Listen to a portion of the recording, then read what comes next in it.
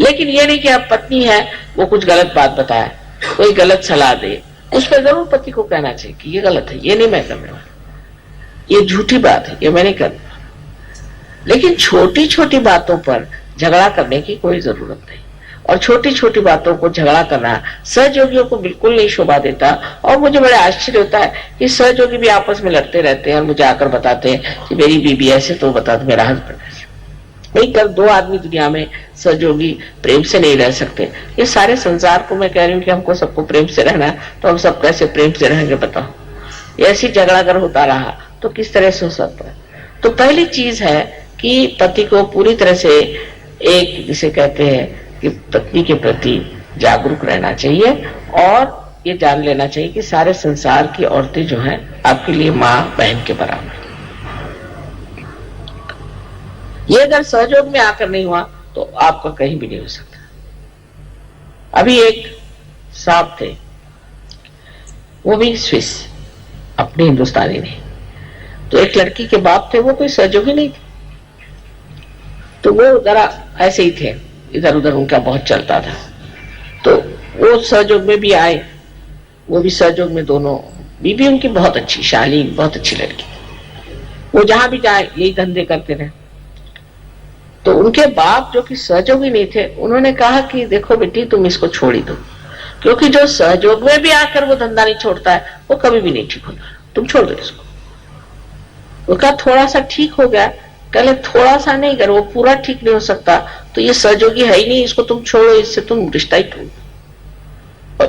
जबकि एक आदमी सहयोगी नहीं है, वो भी इस बात को सोचता है कि सहयोग में आने पर भी अगर इसकी आंखें स्थिर नहीं होती, इसका अगर चित्त स्थिर नहीं होता, तो ये गलत बात है। दूसरे हमारे संस्कृति की जो विशेषता है कि स्त्री पुरुष का आपस में मेल जोल बस भाई बहन तक होना चाहिए, लेकिन ऐसा नहीं होता। मैं देखती हूँ कि फौरन कोई औरत है बकबकिया, और वो जाकर के बस किसी आदमी को भिड़ जाएंगे और उसे बकना शुरू कर दिए, उसको पता नहीं क्या जरूरत है, मेरी समझ नहीं आता। औरतों के साथ नहीं बैठेंगे, आदमियों के साथ बैठे। ऐसे कुछ आदमी भी होते हैं स्त्री लंपट, वो बस कोई दिखाई दी औरत लग गए उसके साथ, कोई भी औरत दिखाई दी, फिर वो नौकरानी हो चाहे कोई हो, बस उनके हाथ में अगर कोई आ जाए लग गए उसके पीछे में। कोई उनको अपना आत्मसम्मान ही नहीं होता है, और इसको वो पुरुषार्थ समझते हैं। अरे भाई, पुरुषार्थ करने वाले जो पुरुषोत्तम है वो तो श्री राम, वो तो वहां बैठे हुए हैं जिनको की कहना चाहिए पुरुषार्थी है, और जो बिल्कुल ही पाताल में है वो अपने को पुरुषार्थी समझते हैं। इसमें कौन सा पुरुषार्थ है? या तो फिर श्री राम को मत मानो, फिर शैतान को मानो। अगर श्री राम को मानते हो तो उनके आइडियल्स पे चलो, और इसीलिए अपने यहाँ अपने बच्चे भी खराब हो रहे हैं, औरतें भी खराब हो रही। पर तो भी मैं भारतीय संस्कृति की विशेषता कहूंगी कि औरतों ने बहुत संभाल लिया है। अभी अगर अमेरिकन जैसी औरतें थे तो आपको सब पहुंचा देती ठिकाने, उन्होंने तो सबको ठिकाने कर दिया अमेरिकन औरतों ने। वहां आदमियों का जो हाल है, अगर मैं आपसे बताऊं तो अगर 2 शादियां उस बेचारे की हो गई, 2-3 शादियां, तो वो तो हाथ में झोली लेके घूमने लगता है, और औरतें ने अगर 2-3 शादियां कर ली तो महल बना के बैठ जाती। पर वहां क्या, बच्चे घर छोड़ के भाग जाते हैं, वहां की सामाजिक व्यवस्था क्या है। तो अपने हिंदुस्तान की औरतों की विशेषता है, जो कि भारतीय ढंग से रही है, कि वो अपने घर को संभालती है, अपने बच्चों को संभालती है, अपने कर्तव्य को जानती है। पर ये चीज बदल रही है, ये नहीं की ये चीज है। वो भी देख रहे कि अगर हमारा आदमी ऐसा तो हम क्यों ना करें, वो ऐसा तो हम उसके साथ ऐसे क्यों ना करें, वो अगर 10 औरतों के साथ दौड़ते तो हम 15 औरतों आदमियों के साथ दौड़े। इससे आप कोई अगर धंधे काम करता है, वो अगर नर्क में जा रहा है तो मैं उससे पहले नर्क में जाऊंगी, इस तरह की बातें औरतों को करना चाहिए। और धर्म की धुरा जो है वो स्त्रियों के हाथ में, स्त्री को संभालना है, स्त्री को ही पति को धर्म के रास्ते पिलाना है, समझा करके बुझा करके उसको अपने पास रखना। ये स्त्री का बड़ा परम कर्तव्य है और उसके अंदर ये शक्ति है। और अगर वही स्वयं धर्म पे बैठी नहीं, धर्म में सबसे बड़ा धर्म है क्षमा। क्षमा करना अगर स्त्री में ना आए तो वो कोई सा भी धर्म करे उसे फायदा नहीं। पहली चीज उसमें क्षमा होनी चाहिए, बच्चों को क्षमा करना, पति को क्षमा करना, घर के नौकरों को चाकरों को सबको आश्रय देना, ये स्त्री का कर्तव्य। तो कुछ ऐसा आ जाता है, आप देखो कि जो हम भी कार्य कर रहे हैं, ये राम भी नहीं कर सकते थे, कृष्ण भी नहीं कर सकते थे, ईसा मसीह भी नहीं कर सकते थे। अगर राम होते तो बस वो शिरच्छेद कर देते सबका, सबको मारी डालते, कहते चलो जाओ तुम बेकार, तुम अधर्मी हो, तुम औरतों के पीछे में भागते हो, तो स्त्री लंपट हो, चलो। न जाने कितने लोगों को पहले ही खत्म कर देते। दूसरे अगर कृष्ण आते तो वो सुदर्शन चक्र चलाते, वो भी गड़बड़ हो जाती। ईसा आते तो अपने को क्रूसिफिक्शन पे चढ़ा लेते।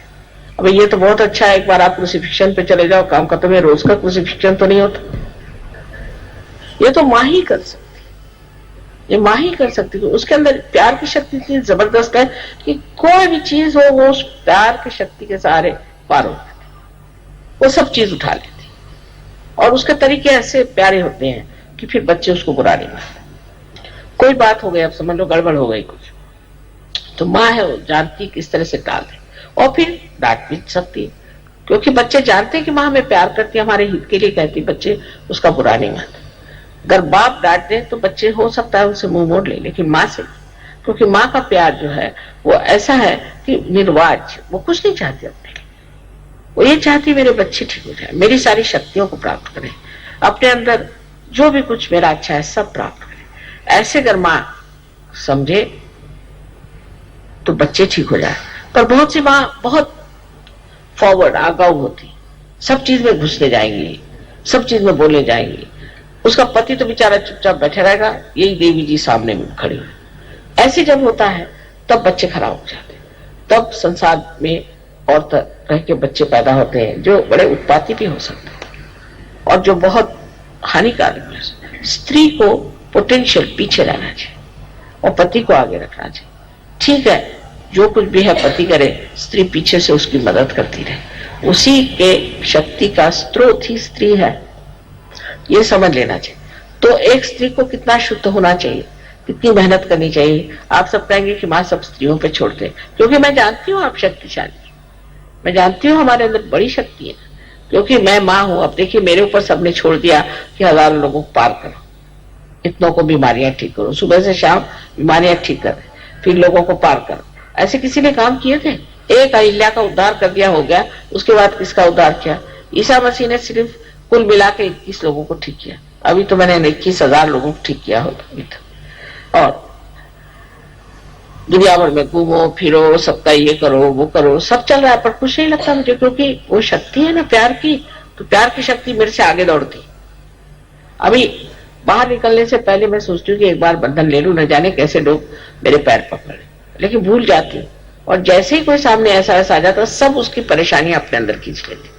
वो प्यार ऐसा है कि वो अपने आप ही कार्यान्वित कर, तो उसको मैं जानती हूँ कि ये प्यार है, इसी के सहारे सारा कार्य हो रहा, तो मैं नहीं बुरा मानती। जो भी हो रहा है ठीक है, थोड़ी तकलीफ होगी ना, कोई हर्ज नहीं, ये सब माँ ही कर सकती।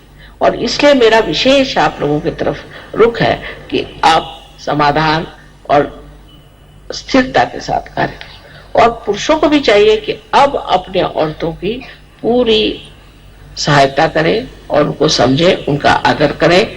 और जब तक दोनों भी पहिए एक रथ के एक जैसे नहीं होते हैं तो रथ घूमता ही रहता है, रथ आगे नहीं जाएगा। दोनों एक ही जैसे होने चाहिए, पर एक लेफ्ट को है, एक राइट को है। लेफ्ट वाला अगर राइट में लगाओ तो लगेगा नहीं, और राइट वाला लेफ्ट पे नहीं लगेगा। इसलिए ये दो तरह के चक्के हैं, और ये दोनों तरह के चक्के चल रहे हैं इसलिए क्योंकि ये एक जैसे भी है और एक जैसे है भी नहीं, एक दूसरों के बिल्कुल जैसे है, माने ये ऊंचाई में, लंबाई में, बढ़ाई में, लेकिन इनका कार्य जो है वो अलग अलग है। इसी प्रकार हमारे भी जीवन में होता है। तो श्री रामचंद्र जी ने सिर्फ पति पत्नी का ही विचार नहीं किया,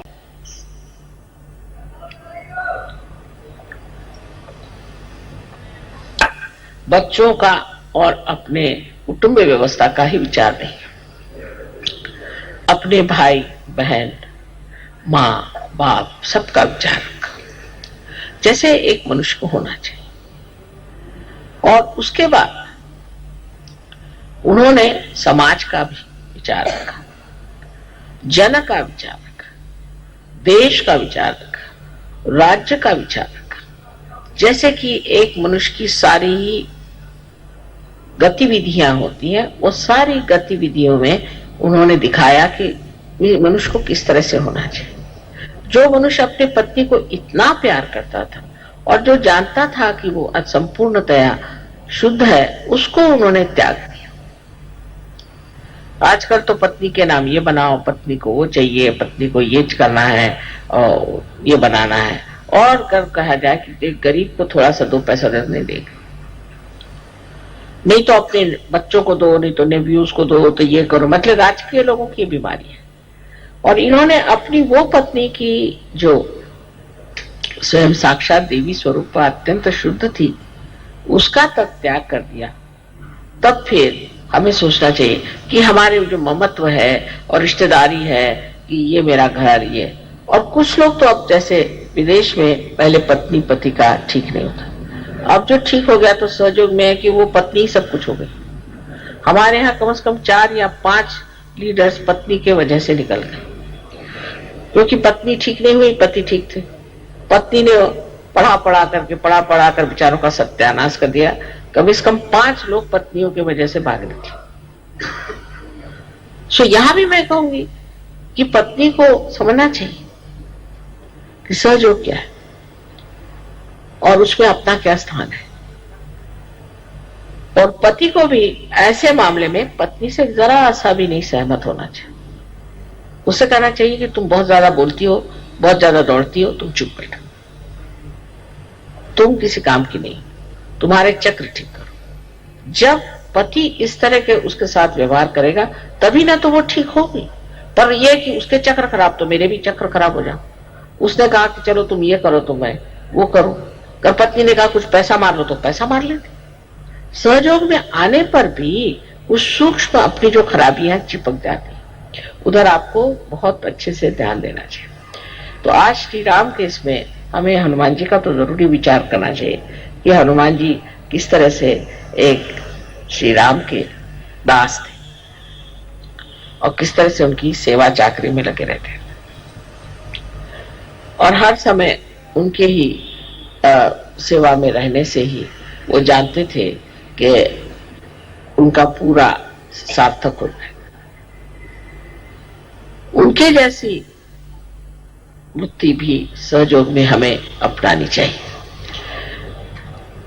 इसका ये नहीं मतलब कि आप मेरे लिए खाना बना कर बेचे, बिल्कुल भी नहीं, क्योंकि मैं तो खाना खाती नहीं हूँ और मुझे खाना बना करके और परेशानी में आप लोग डालते, इसलिए ये बना के भेज दिया, उसे वो बना के भेज दिया। भाई भगवान को कहते हैं ना कि सिर्फ भूख दिखाना चाहिए, और जो खाता नहीं भगवान उसको क्यों परेशान करना खाने से। खाना नहीं चाहिए, कुछ नहीं चाहिए। क्या चीज चाहिए? तत्पर सेवा करने में तत्परता। हनुमान जी कोई खाना बना के भेजते थे क्या श्री रामचंद्र जी को? ये दिल्ली वालों ने मुझे इतना परेशान किया खाना बना करके कि मैंने अब शर्त लगा दी कि तुम लोग अगर खाना बनाओगे तो मैं आऊंगी ही नहीं दिल्ली। जो चीज करनी है वो करो। ये तो बेकार की चीज है जो आदमी खाना नहीं खाता उस पर जबरदस्ती आप खाना खिला रहे हैं। या जिस आदमी को कोई नहीं कहीं चूड़ी लेके आ गए तो कहीं कुछ लेके आ गए, कोई चीज की जरूरत नहीं, तुम्हारे माँ को भरा पड़ा हुआ है, मैं तंग आ गई सब चीज।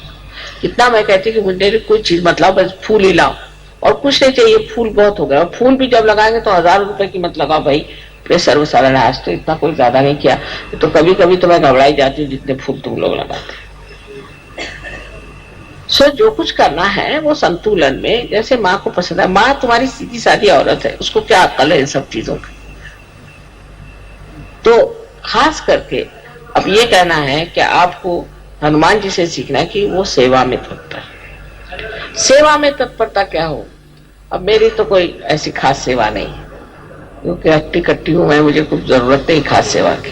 पर जो मेरी सेवा करनी तो सहयोग की सेवा करनी। सहयोग में जो सेवा करेंगे वही मेरी सेवा हो। कितने लोगों को आपने रियलाइजेशन दिया, कितनी औरतों को आपने रियलाइजेशन दिया, कितनों को आपने पार कराया, कितनों में आपने इंटरेस्ट लिया। जैसे ही कोई आ जाता है प्रोग्राम में, तेरे अंदर ये भूत है, तेरे अंदर ये भूत है, बस उसके पीछे पड़ गए, वो भाग गए। मैंने एक साहब से पूछा, साहब आप बड़े से पार हो गए थे, आप सहयोग से क्यों भागे? कल जाते साहब तो बताया तुम्हारे अंदर 3 भूत बैठे। अभी नंबर भी उन्होंने बता दिया। मैंने कहा आपने विश्वास क्यों कर लिया? पहले वो तो वहां के बड़े महारथी लग रहे थे, दौड़ दौड़ के बता रहे थे कि आपके अंदर 3 भूत है। अब वो कौन सा आप थे कौन नहीं वो तो भाग खड़े हो गए। सो सहयोग के अंदर में हनुमान जी की जो बात है वो सीखना है कि हम तत्पर है, राम काज करने को तत्पर। काज कौन सा है हमारा? मेरा काज है सहयोग, मेरा कार्य है सहयोग। कुंडलिनी का जागरण करना, लोगों को पार करना, उनके अंदर शांति लाना, प्रेम लाना, प्रेम की बातें करना, उनसे अपने सहयोग के बारे में सारे चक्र आदि का वर्णन करना, उनको जो चाहिए सो समझाना। अब जब ये कह दिया तो लेक्चरबाजी बहुत होती है। हमारे यहाँ तो कुछ लेक्चर, इतने लेक्चर देने लग गए थे कि मैंने कहा भैया अगर आपने इसको लेक्चर को बंद नहीं किया तो सहयोगी खत्म हो जाए। लोगों ने कहा माँ 2-2 घंटे लेक्चर देते हैं, फिर आपका हम भाषण भी नहीं सुन पाते, आरती भी नहीं कर पाते, ऐसे घर जाना पड़ता। फिर उनका लेक्चर बंद करवाए। वो कहने लगे कि मैं जाता हूँ तो पता नहीं क्या हो जाता, मेरा मन करता मैं लेक्चर ही दे दूं, इसको कैसे ठीक कर। मैं कहा भाई देखो मुंह में एक सुपारी रख लो। तो वो पूछते कितनी बड़ी रखो? जितना बड़ा मुंह से बड़ी रखो। तो मैंने कहा जब आपको ये भी नहीं पता कितनी बड़ी सुपारी रखो तो आप सहयोग पे बात क्या करते? इसकी भी तो आपके पास अकल नहीं। तो सहयोग में बात करना लोगों को बहुत अच्छा, मतलब लेक्चर देना, जैसे एक प्लेटफॉर्म मिल गया है, बस माइक मिल गया, चले माइक पे बोलना, माइक तो छूटता नहीं फिर। एक बार माइक पकड़ लिया तो छूटता नहीं, ये भी एक नई बीमारी। अब उसमें समझ ये लेना है कि काहे को लेक्चर देना, माँ के इतने लेक्चर हैं भाई यही सुनो। तो अब जब भी फंक्शन आप लोगों का यहाँ ये हो उसमें आप मेरा एक चाहे तो वीडियो लगा दो, चाहे तो मेरा टेप सुना दो, उसके बाद उनको कागज पेंसिल दे दो कि भाई तुमको जो कुछ लिखना है लिखो, कोई प्रश्न हो बता दो, और उसके बाद में उनकी जागृति कर दो और उनसे कहना कि नेक्स्ट टाइम आपको जो कुछ प्रॉब्लम है लिखे लाइए। तो शुरू उनका जो प्रॉब्लम है, किसी बीमारी है, किसी को तकलीफ है, कुछ है। अब ऐसे भी लोग हैं कि जो एक आदमी है, अब वो कलकत्ते भी आएगा किसी को ठीक करने, वो जाएगा, उसको जाना हो तो अब लोग बुला रहे हैं कि तुम वहां चलो ठीक करने के लिए रशिया में। एक ही आदमी हनुमान जी जैसे दौड़ता है, इधर से उधर, उधर से उधर, बस। सब लोग आप ठीक कर सकते हैं, सब लोग आप लोगों को ठीक कर सकते हैं, सब औरतें ठीक कर सकती हैं, आदमी ठीक कर सकते हैं, पर कोई हाथ ही नहीं डालता। लेक्चर देने से यह है कि सब लोग देखें कितने लोगों को बीमारी ठीक करते। पता नहीं क्या बात है कि एक ही आदमी अभी तक सारे हिंदुस्तान में है जो लोगों को ठीक कर सकता है। हालांकि लंदन में कम से कम 15-20 लोग हैं जो लोगों को ठीक करते हैं, फ्रांस में लोग हैं वो लोगों को ठीक करते हैं। तो ये ठीक करने का तरीका क्या है ये सीख लेना चाहिए और बंधन लेकर के ठीक करना चाहिए लोगों। उसके लिए अब आप क्या बाहर से बुलाएंगे लोगों, और आप सहयोगी किस दिन के लिए आप बैज लगा के घूमते हैं, आप ठीक भी नहीं कर सकते, फिर बैज उतार दो। अपने को भी नहीं ठीक कर सकते, अपनी भी बीमारी नहीं ठीक कर सकते, तो दूसरों क्या ठीक करो।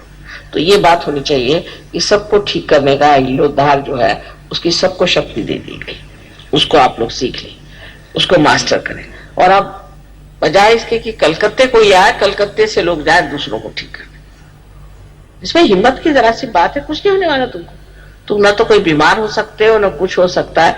जो लोग जितना सहयोग में कार्य करेंगे उतने गहरे उतरेंगे, क्योंकि जैसा पेड़ है वो जितना फैलेगा उतना ही गहरा उतरेगा। सहयोग में और इनका अवतरणों में एक बड़ा भारी फर्क है कि पहले उन्होंने कोई सामाजिकता से अध्यात्म नहीं दिया था, ये शक्तियां किसी को दी नहीं थी, समाज के लिए मिली नहीं थी। एक आध आदमी को शक्तियां मिली थी, जैसे कि राजा जनक ने नचिकेता को आत्म साक्षात्कार दिया। लेकिन अब तो आप सबके पास ये शक्तियां प्राप्त है, बस इसको ऐसा बढ़ाइए कि आपको कोई भी चीज की जरूरत ही ना रह जाए। आप अपनी तबीयत ठीक कर लीजिए, दूसरों की तबीयत ठीक कर लीजिए, आप सहयोग समझ लीजिए, सब कुछ आपके पास है। लेकिन अभी भी आपका चित्त पता नहीं कहाँ घूम रहा है, आप लोग पता नहीं किस चीज के पीछे में भाग रहे हैं कि अभी आपने इस चीज को पकड़ा ही नहीं। सहयोग में सबके लिए सिर्फ वरदान के सिवा कुछ है, आपको कोई चीज की भी कमी नहीं रह जाएगी। पर आप सहयोग के लिए कुछ करें तब तो ना, और नहीं करते तो भी वरदान मिलता है। जिसको देखते हो वो बिजनेस बढ़ गया, किसी की नौकरी बढ़ गई, किसी की ये हो गया, किसी की वो हो गया, सबको कुछ ना कुछ चीज मिलती ही जा रही है। कोई भी उनको त्याग नहीं करना पड़ा। एक तो हम आपसे बताएं कि जब ये फ्रीडम का हुआ था कि देश को फ्री करना है, तो हम ही को लोगों ने कितना सताया था, बर्फ पे लिटाया, इलेक्ट्रिक के शॉक दिए, हमारे पिताजी जेल में गए कितनी बार, माँ जेल में गई, हम लोगों के घर बिक गए, हम लोग झोपड़ियों में रहने लग गए, मोटरें बिक गई, कितना सैक्रिफाइस किया। अरे वैसा तो कुछ करना ही नहीं है आपको। पर सब लेना ही लेना नहीं होना चाहिए, देना भी होना चाहिए। अगर एक दरवाजा खुला है तो दूसरा दरवाजा भी खोलना चाहिए। एक ही दरवाजा खोलने से नहीं होता। सब बताएंगे माँ मेरा ये भला हो गया, मेरा वो भला हो गया, तुमने किसका भला किया? इस चीज पर ध्यान देना चाहिए कि हमने कौन सा भला काम किया। पर नेतागिरी के लिए बहुत झगड़े कि कौन नेता हो, ये बड़े झगड़े। सब बना बनाए स्टेज है, आप नेता पे आपको जान लेना चाहिए कि ये सब माँ का खेल है। किस दिन आप नीचे गिर जाएंगे वहां से आपको पता होना चाहिए। खासकर औरतों को तो बिल्कुल ऐसे चक्कर में आना ही नहीं चाहिए, उनको फौरन ऊपर से नीचे गिरना पड़ेगा। और आदमियों को भी समझ लेना चाहिए कि इसमें नेता वेता कोई है नहीं, ये सब माँ ने बनाया हुआ खेल है, और इस चक्कर में आना ही नहीं। मैंने कह दिया अच्छा चलो लीडर्स आ जाए, काय के लीडर्स और काय करके, सब एक खेल बनाया माँ ने। इसमें लीडर्स वीडर्स कोई नहीं है, सिर्फ यह है कि देखा जा रहा है कि आप कितना तौल सकते हो। अगर आपके अहंकार चढ़ गया तो गए आप, वो फौरन दिखाई दे। सहयोग में कोई चीज छिपती नहीं, सब चीज सामने आ जाती। मैं कुछ कहूं या ना कहूं, वो अपने आप मुंह पे ताला लगा के उतर आते अपने आप। हम लीडर है, देखा क्या कल मुंह में ताला लगा लिया, भाई क्यों? पहले हमने ये खराब काम कर। तो लीडर पे और जिम्मेदारी आ जाती है कि हम और अच्छे और नम्र और मीठे और प्यारे बन जाए, और सबको मिला के सबकी पूछ करके सबके से चले। अब ये सब चीजें आज रामचंद्र जी के विशेष दिवस पर हमें मानना चाहिए कि उन्होंने जो कुछ भी जीवन में करके दिखाया, उसका कुछ भी अंश हम करके दिखाया तो माँ के जीवन को भी चार चांद लग जाएंगे। उन्होंने इतने दिन वनवास किया, वनवास में रहे, जंगलों में बगैर कुछ पहने हुए घूमे फिरे, कितनी मेहनत करी, और सिर्फ अपने पिता की आज्ञा मानने के लिए उन्होंने कार्य किया। अब मेरी आज्ञा मानने के लिए आप लोग सिर्फ कोई वनवास जाने की जरूरत नहीं, आपको नंगे पैर घूमने की जरूरत नहीं, भूखे रहने की जरूरत नहीं, कुछ नहीं करने की जरूरत, सब व्यवस्था है। लेकिन सहयोग में आपको लोगों को ठीक करना आना चाहिए, लोगों की बीमारियां ठीक करनी आनी चाहिए, और आपको सहयोग के बारे में सब कुछ मालूम होना चाहिए। और सबसे बड़ी जाननी चाहिए चीज कि सहयोग ये प्रेम है, ये प्रेम की शक्ति जो कार्य कर रहा है और कोई नहीं, और उसी से सब लोगों का भला हो सकता है। ये कोई एक आदमी के लिए नहीं है, एक विशेष लोगों के लिए नहीं है, ये कोई एक देश के लिए नहीं है, ये है सारे विश्व के लिए। तो एक ये भी देखना चाहिए कि हमारा चित्त कैसा है, कहाँ जाता है, बार बार करके हमारा चित्त जाता है, उसको चित्त को निरोध करना चाहिए, रोकना चाहिए, उसमें आत्मा की शक्ति पूरी तरह से बननी चाहिए, और मनुष्य को एकाग्र होकर के हर कार्य को करना चाहिए। भक्ति भाव से, प्रेम से अगर जो करेगा वो बहुत गहरा उतरेगा, और नहीं तो ऐसे ही कचरा बहुत होता है, और कचरे का जो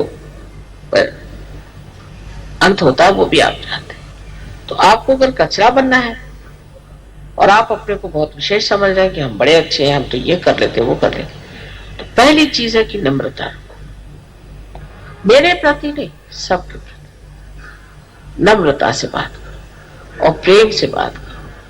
देखना यही जो मनुष्य आज एक मानव है, बेकार चीज है, वही सहयोग में आते साथ कमल जैसे खिल जाता है, और उसका सुगंध चारों ओर फैलता है। लोग मुझे आके फौरन बता देते माँ ये आदमी है ना कमाल का, ये बस ऐसे ही आप लोग सब काम करें तो मर्यादा पुरुषोत्तम के लिए जैसे लोग कहते हैं कि कमाल के, ऐसे आपके लिए भी कहें।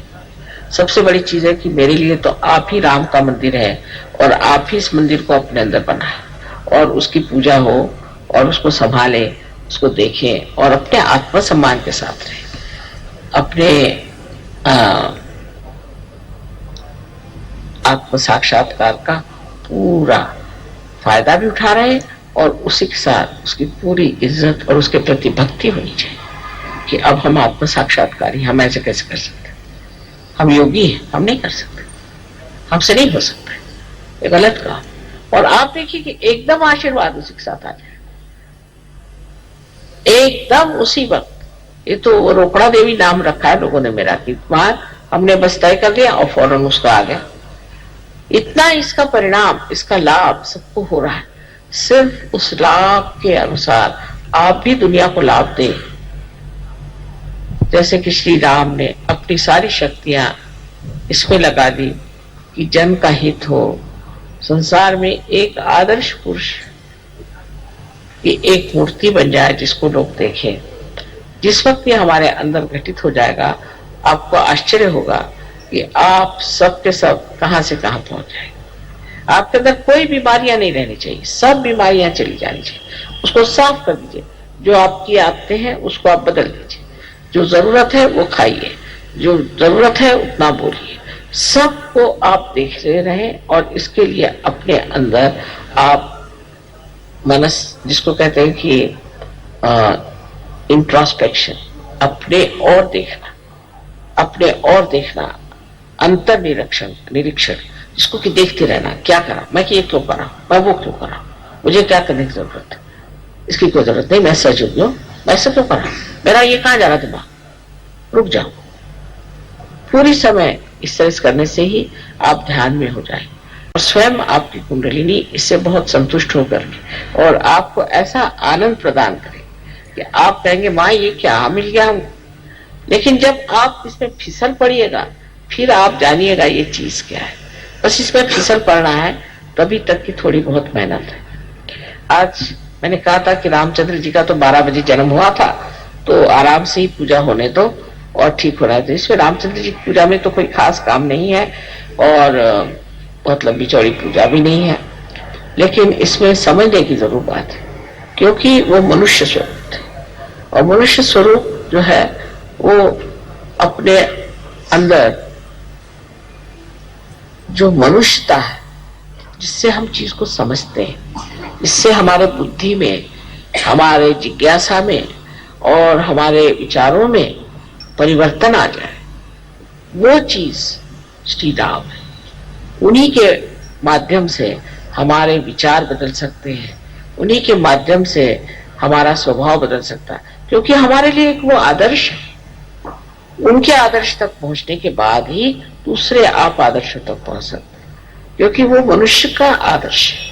कितनी बड़ी चीज है कि परमात्मा मनुष्य बनकर इस संसार में आए कि इनके लिए हम आदर्श बन जाए और सब विपत्तियां उठाई, सब आफतें उठाई, दिखाने के लिए कि कोई सी भी विपत्ति और आफत आती है, मनुष्य को अपना धर्म नहीं छोड़ना चाहिए, विश्व धर्म नहीं छोड़ना चाहिए और अपना योग है उसमें बने रहना चाहिए।